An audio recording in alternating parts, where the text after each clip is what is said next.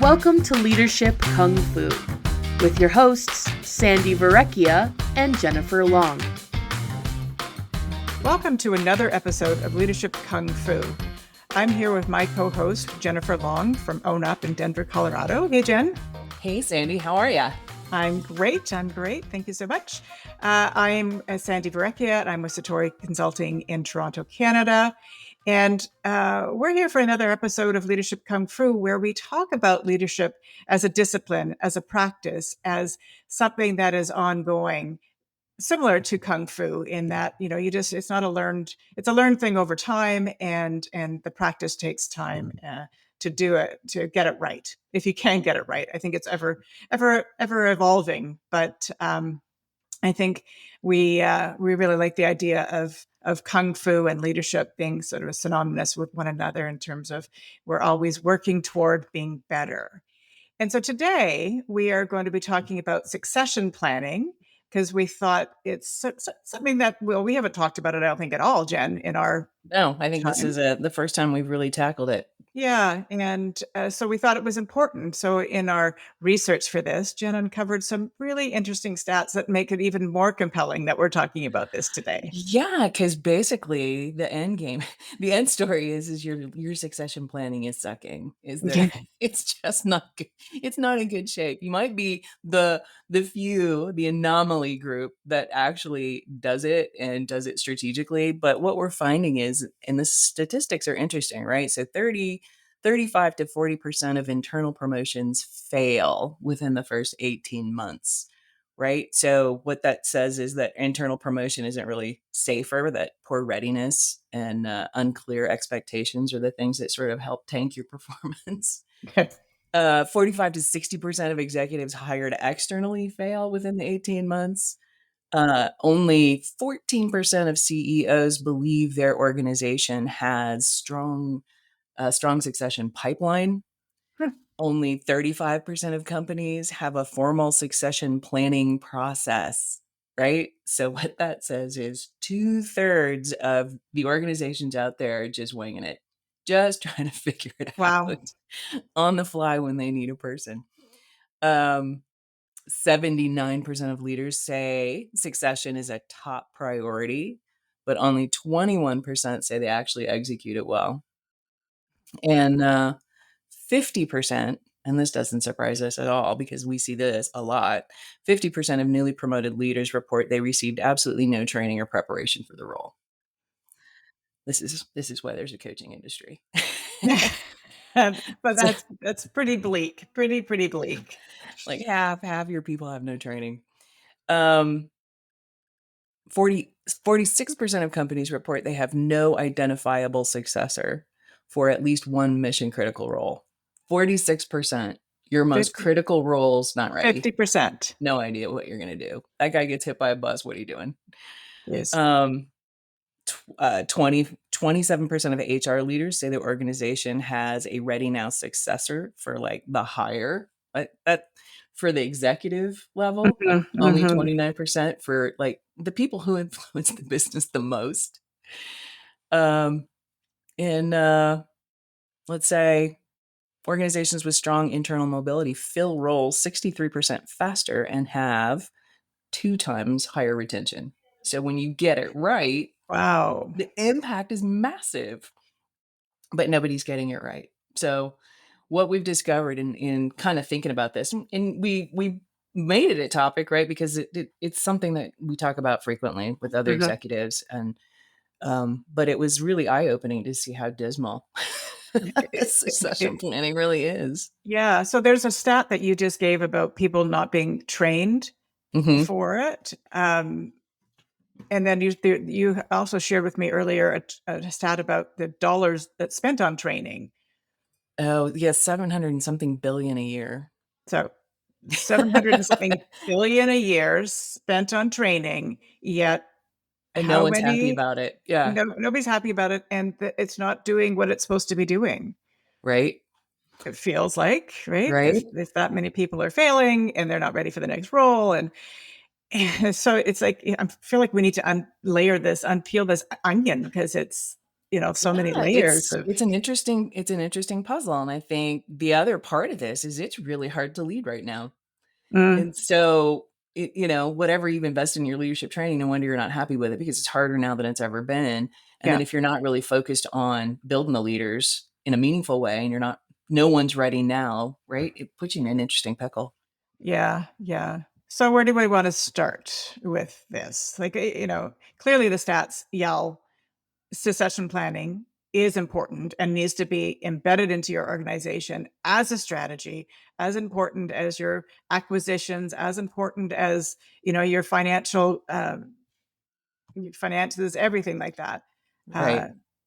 it's So, yeah. So, in thinking about how to start this conversation, is let's really start to talk about what are the implications of all this, right? What are the implications of the stats? What does that tell Mhm. us, right? And so, the first thing on the list is that succession is treated as an event, Yeah. not a system, right? And so that's where we talk about is it strategic?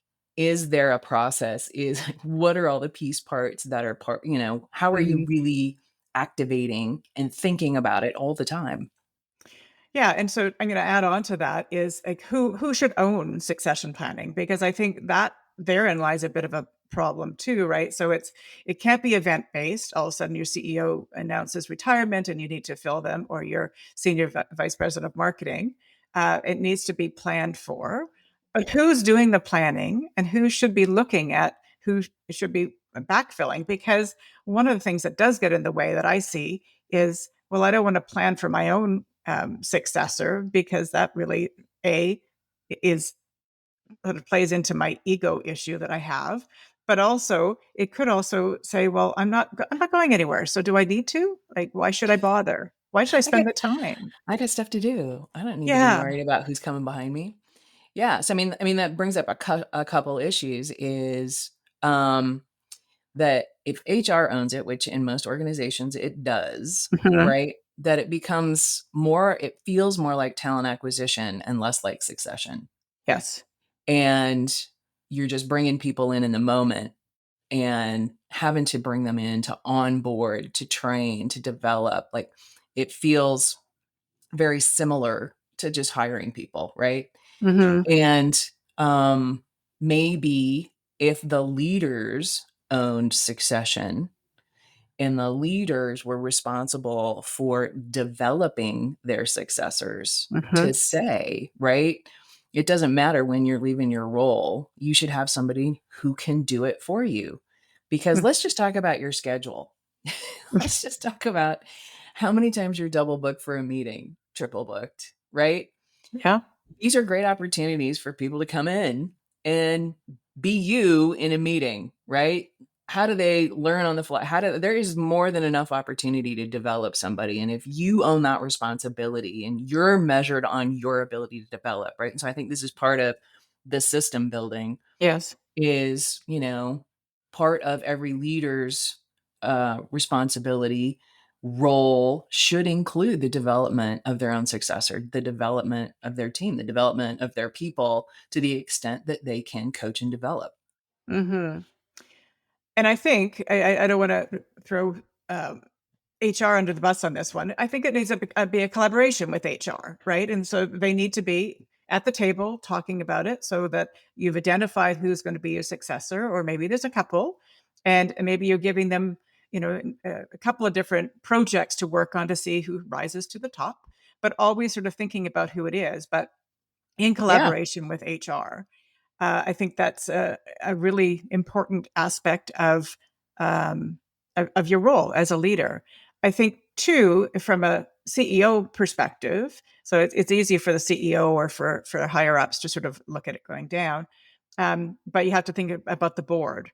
And Hmm. if you have a board, if you're an organization that has a board, what's the board's role in CEO succession? Because they own that, but in collaboration with the CEO, right? Right. And making sure that the CEO is not just picking somebody who looks like them, or the board's not looking for somebody who looks like the old CEO. So again, the broader conversations around strategy and what we're going to need in the future, because what you have today isn't always what you need in the future. Well, Right? that it's not a strategic decision, that it's not actually tied to strategy is a Mhm. problem, right? Yep. That especially if you're looking at the top of the organization, you're looking at senior level roles, CEOs, all that kind of stuff, that it should be a strategic decision, Yep. right? What are we doing over the next few years? What's this horizon look like? And who's the best person to get us there? And how are we developing that person? Yeah. Yeah. And even if I think that just because you have succession planning doesn't necessarily mean that the person that you've identified will be that person. Right. Right? Because, there's probably still should be some discussion around it at the time. We're not just Oh, going there should to be way more than anoint. discussion. We're not anointing people here. Uh, Right. but having somebody there that could step in, even as an interim, as you figure things out, that have the skills and capabilities to step in is Mhm. really critically important. And so if you're not thinking about it, think about it. Yeah, which kind of goes to that whole mess around skills, capabilities, readiness, and not having treating it as an event, right? That the over reliance on loyalty or tenure Yeah. and storytelling, like we're Yeah. all just we're gonna get a list of names, and then we're all gonna have a talk about this person, and all we're talking about are the stories of our experience. Mhm. And the interesting thing about that is, especially if you're in your large organization, if you've only had exposure to this person, this candidate, right? Like 10 years ago in some department and it wasn't good, that is how you see them, Yeah. right? That is also a huge bias which says, I don't believe these people can grow and change, right? Having a bad experience with someone 10 years ago doesn't mean they haven't learned and developed and grown. They got on this list somehow, right? But you don't have a frame of reference for that. And so that's a huge, I think, issue when it comes to when we're in discussion about people and the bias and the shortcuts we use to qualify Yeah. why someone should be in a role. Yeah, bias, and I'll throw a little in at that actually happens when we're deciding who gets more money at bonus time as well. Those Mm, stories come in, right? And so I can tell the better story than you, so my employees get a little bit more than yours. So bias is a really important thing to tackle and to recognize. And so a framework needs to be there, right? So clear competencies, clear demonstration of the competencies, clear uh, evidence. evidence. Evidence. Yes. What is the evidence of the capabilities and how are you speaking about that? And how are you bringing um, a success profile into the role, right? Mhm. And what does that really mean? Because I think that's where companies get off track, right? And it's not just even for the role. It's if you're going to create a high potential list, high potential for what? Yes. Yeah. Yeah. What are the skills and attributes that they are good at? Where do we see them going in the organization? And should we be putting them on a high potential list and then putting them someplace else so that they get, the breadth and depth of experience, right? So that we're not just tunneling them into one direction. I think there's so many questions that you should be asking yourselves from a strategic perspective about the people that you're moving around the chessboard potentially. Right, Uh, I think right. the other thing that comes into play is two things. One is if you're going to create a high potential list, if your organization is sort of the small percentage of people that are doing that, should you be telling people that they're on their list? Yeah. Like, Jen, you're a high potential. We want to see you succeed in this organization. We want you to be a CEO one day. Do we want to tell people that? Like their 100% you ego. do. Yes, you do. And I think people are scared of that. You want to Yes. keep a secret list because people go on and come off. And oh Mhm. my God, how do we manage that? And here's the interesting thing, right? Is if you've got a level of accountability within your leadership to develop other people, that that accountability to actually do the work, to coach, to develop, to do the thing, and to also say, I'm doing this because you are on the succession. You are Yeah. a high potential. We see you as this.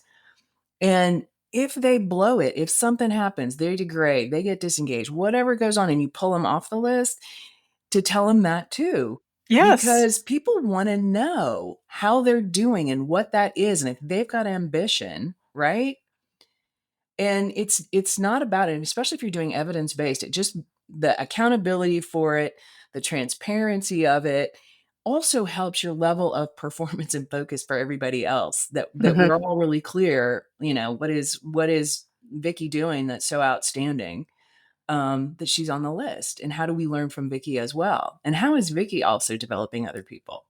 Yes, yes. Right? And so It's the a virtuous downside, cycle. it is, Yes. but the downside, people like what I hear is people, well, we don't want to tell them because, well, they're going to be happy, but what about the person that sits next to them in the cubicle that's not on the list? They're going to be, deflated and unhappy.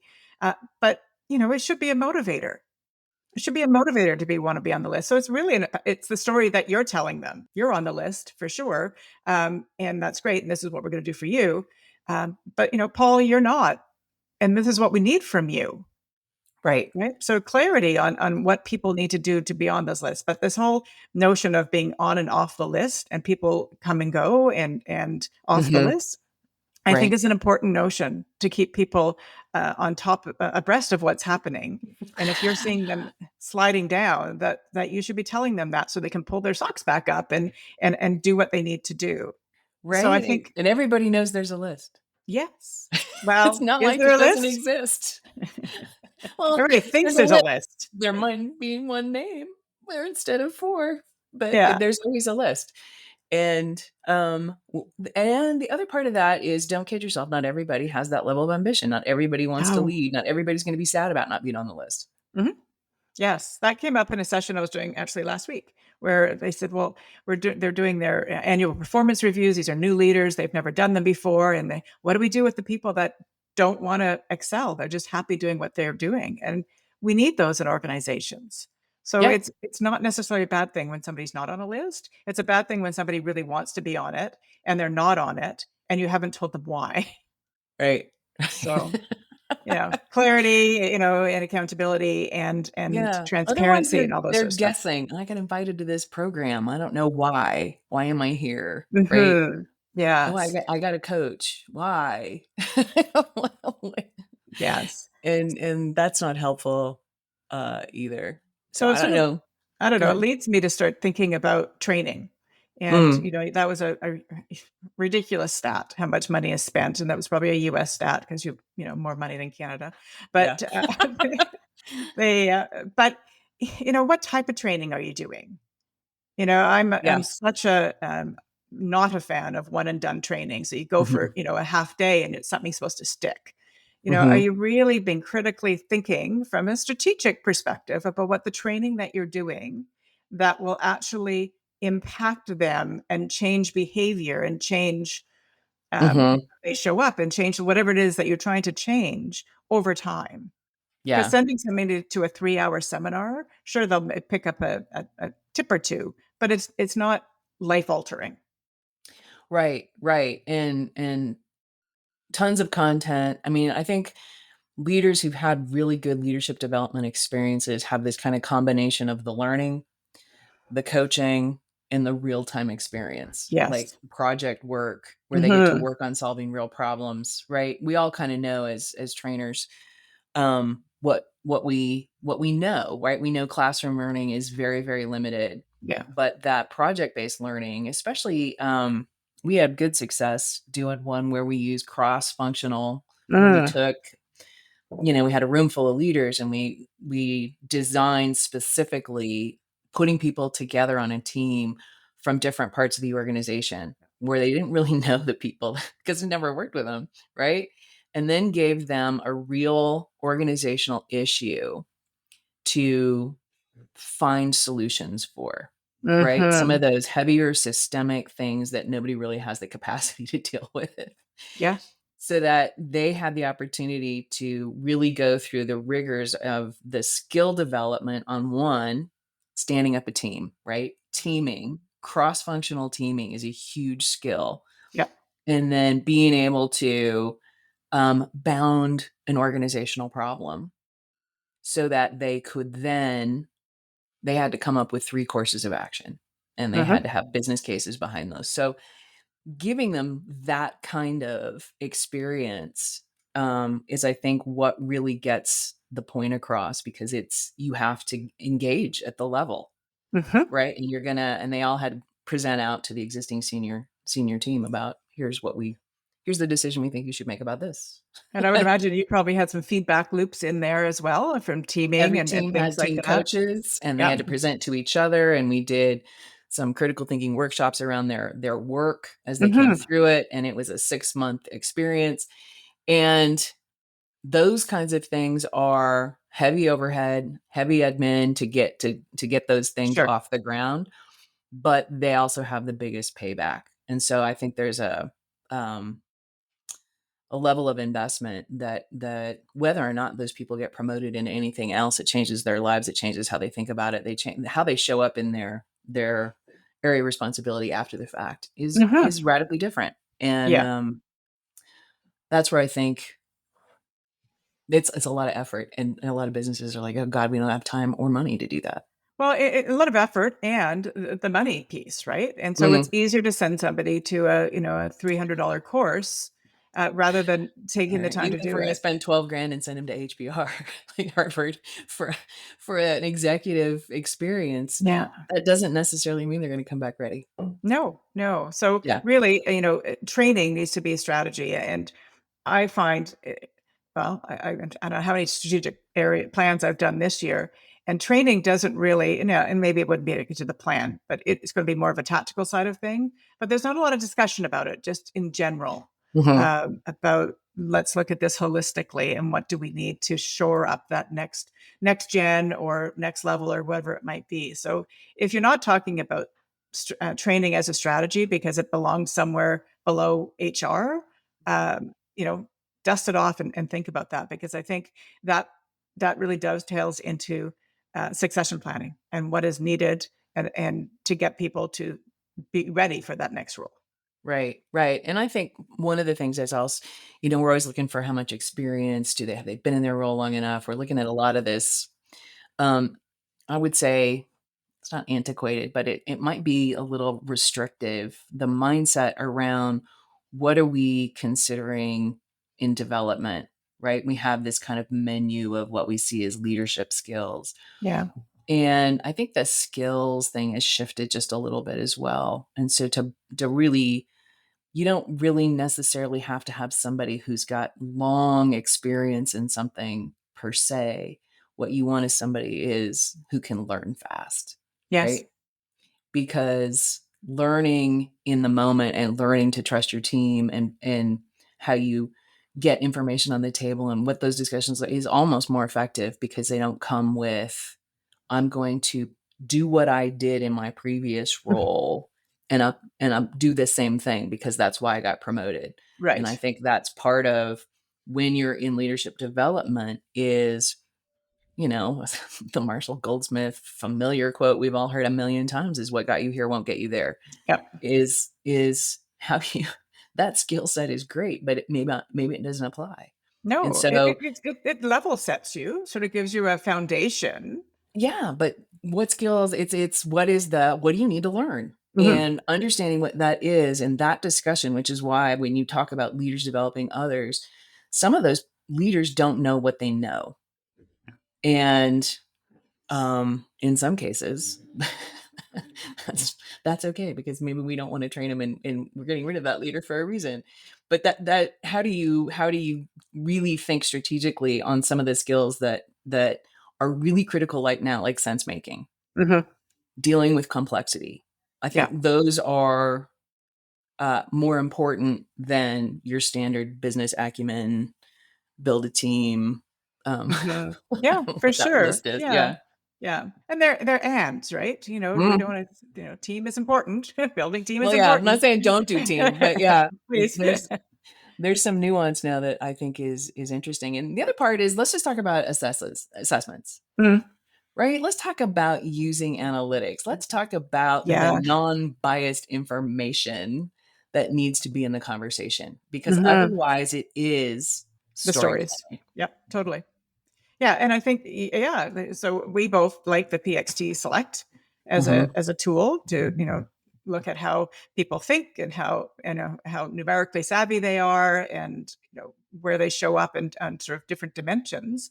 Um, And it's also a good way to look at if you have a couple of people that are sort of at that same level and that they're sort of vying for the next level, looking at them objectively on paper as well to say who might be a better cultural fit than the other, and considering the rest of the players, who's who in the zoo sort of How idea. that looks, right? And Yeah. so the interesting thing about assessments is not only can you assess the candidate, you can assess the leader, you can assess everyone on the team, you can run a team map, you can see what that's going to look like.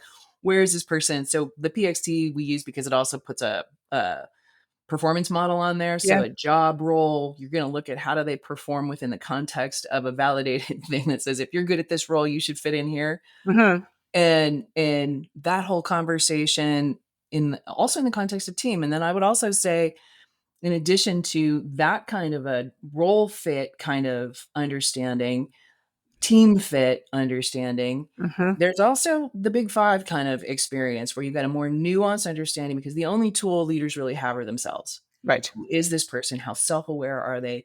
What does this tell them about themselves? How do they think about that? Right. And what do we learn from that when we look at that kind of data relative to who we're looking for to be future fit? Mm-hmm. Right. We're not just backfilling. Yeah. We're looking for future fit. And that's what succession should be about. And future fit is about what we need in the future in terms of strategy. And, the world's moving fast, right? And so there's skills today that the leaders 5 years from now may not possess today that we haven't really thought about. So we need to think about that. 360s are also a really good, there's different 360s out there, but ones that are, we use one from CCL benchmarks, which I really quite like. But again, it's numeric data where you can really see that, the stories that you might be telling about somebody because you're their boss and you love them, their peers may not see the same things, or their direct reports or other people that they're bringing in. And so really sort of dissecting what it looks like from the different perspectives, because again, stories are powerful, but may not be the whole story that you need Need to to be be the whole telling. thing, right? And so when you do a 360, the big five I use, since we're talking about them, is Principles You, Mm-hmm. which is a great tool for how you think, how you approach, how you engage with others, and how you're motivated. The other one I use a lot is DISC Work of Leaders. Yes. And so in addition to the DISC style, so it gives you an understanding of their preferences around, say, if you're mapping a team, all that kind of stuff, because you do a Mm-hmm. team thing, but it looks at vision, alignment, and execution, Yeah. and a model around that, where Wiley did a whole research project around what are all the leadership courses around? What's the big, themes that we see here? And so it came into this vision, alignment, execution. And it gives you specific skills, and there's a book that goes with it that explains how to do the skills. But Mm-hmm. it's kind of an interesting look into the three big areas of leadership work. Yep. Right? How well I do vision, how well is alignment, and really defining alignment as the conversation you're having all the time, and what does that mean for this person? Mm-hmm. And when you kind of maybe do a battery of assessments, and you also look at other data, right? Where have they been in the organization and for how long, and what kind of engagement scores are they getting, and like all the Mm-hmm. other data, what does that look like? What does that person's dashboard tell you? And how do you filter that against, right, the things you're really looking for in your criteria? Mm-hmm. Because I think that objective data against the storytelling, against the role and the future fit understanding, is where the effort is. Yeah. That is the process. For sure. And so, we talked about bias. That can help take away those biases, right? Because you're Mm, looking at factual data, and you can try and story tell your way out of it, not maybe because of this, or it might have been because of that. But when there's multiple data points, yeah. it just, it's a really good thing. I don't think we can say it any other than that is like, take the time to really understand who it is that you want to promote, and the why, and are they ready through different selection tools, I guess. Right. And to not, in when you start to talk about, so when you're defining potential, right, to talk about things like what is the ability? And that goes to evidence, right? What are we actually seeing? And don't be afraid to talk about what that is. What is the evidence, right? Because that's kind of the storytelling, because I've seen Yeah. this, I've experienced this, right? What is the evidence of their ability? The other piece are, what are their social skills? Yes. The higher you go, the more leadership energy you've got, the more relationship based you are. The more it's about creating relationship, because leadership is a relationship. And how does that person manage that? Do they network? Do they have resources within the organization? Excuse me. How have they built that out? What's the drive? What kind of drive does this person have? Yeah. Does anybody ever talk about drive? Right?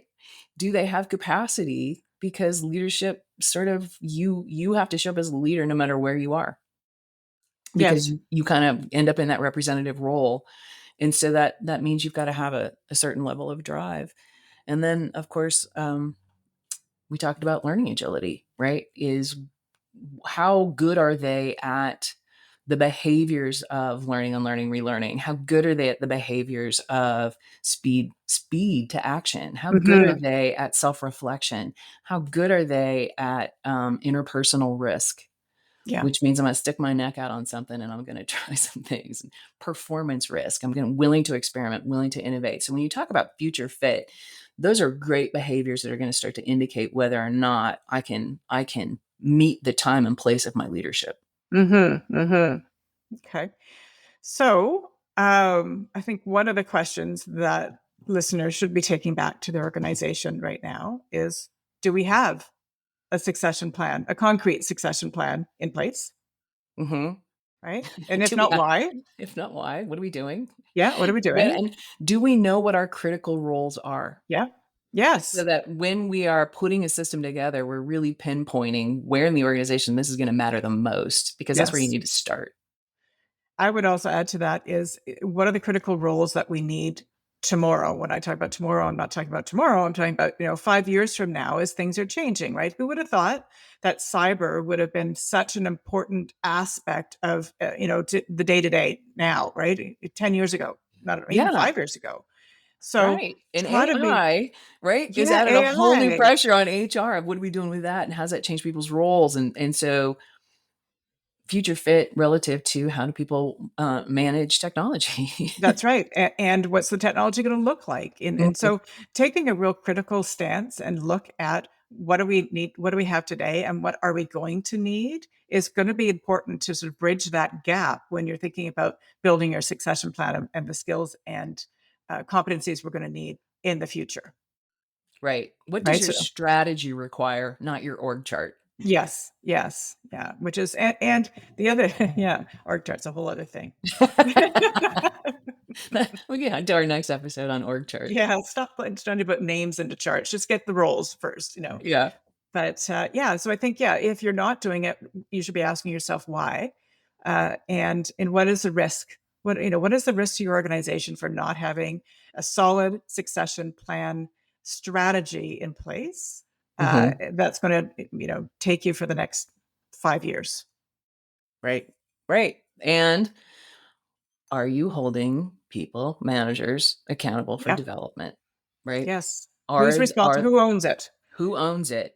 And how does that partnership? Is it leadership and HR? Is it leadership if you've got a learning and development Mhm. organization or an organizational development organization? How is that partnership really working? Because it Yes. has to be mutual. It can't just be HR. Right. And if the answer comes back that it's HR, then the question is how is that working for us? Yeah. Right. And Yeah. and How is that different than talent acquisition? exactly. Exactly. Okay. What else do they need to do? Figure out stretch assignments. Be Stretch transparent. assignments. To have a Yes. discussion about the transparency of the list. Yes, I think so. Are we telling them? Are we not? And why not? And what's the risk to and the risk not to? Mm-hmm. I think taking a look at your training in tandem. So what are we spending all these millions of dollars on in training, and is it doing what we want it to do? Yeah. You know? Yeah. And maybe bring the leaders of those critical roles in right now to help you Yeah. co-develop whatever that might need to look like. especially if they're strategic, right? And they understand here's what I know is coming and what I'm not ready for. So here's, and to be frank and open about that. Yeah, that's a great one. Yeah, I think those are kind of the key pieces to get in place and to talk about. Because then you can always get into, what are the stretch assignments that we should be offering people, and how can we leverage these high potentials in actually adding value to the business before they ever have the role. Right. Yeah. Because, I love the ones that you do. It's very sort of a red teaming exercise, really. Right. And I think, you can get more out of people than when they're not in the role. Right. Yeah. Red teaming would be an excellent opportunity, right? To put them on a red team. And learn because that's the skill set that I think leaders are missing fundamentally anyway. Yeah. Is how do we stress test our plans, and how do we do better strategy, and how do we actually make decisions faster, better, good decisions. Yes. Yeah. Yes. And not made up from stories or we've done it this way or anyway. If you haven't read the book, the Red Teaming book, it's a terrific book to read. It is. As a starting point anyway, to get you thinking. Yeah. Yeah. So I don't know. That's all I got. What else you got? I think that's it. I think, succession planning is not an event. You sort of started with that. We started with that. It needs to be thoughtful. It needs to be gradual. It needs to be talked about. It needs to be part of your strategy. Integrated. Integrated. And your leaders need to be responsible for who they're developing and, bringing in that whole accountability for what they're responsible for is going to be critical. And so it's owned by everyone, right? It is. It's not an HR thing that once a year HR looks at a list and goes, yes, no, yes, no, yes, no. But it's a conversation, a critical. I was going to say it's a conversation that requires critical thinking, non-bias, transparency, data, more data. And wouldn't it be interesting, right? When you look at the data and you look at the if you can create a profile around somebody that's data heavy, that has all that information we talked about earlier, and do it blind, no names, and see who comes to the top just by looking at the objective information. Yeah. Because I think that also will surprise you on who's capable of what, that you don't, that, if you're holding a bias against this person. Yeah. And that's a great point. So succession planning. I think we probably could talk about this for a lot longer, but I think we've given a lot of our listeners a lot to think about. It's, but integrate, and good luck. Systematize. All right. Good luck on that. Let us know how it goes. Let us know if you got questions. Give us some comments. Give us feedback. Love to hear that. Share the podcast with whoever you think needs it. And thanks for listening. All right. See you again. See you again soon. Thank you so much for listening. You can check out Sandy's website at satoriconsultinginc.ca. That's SATORI consultinginc.ca. And you can check out Jen's website at accountabilityatwork.com. If you like what you hear, let us know by leaving a review on your favorite listening platform. Thanks again, and we'll see you next time.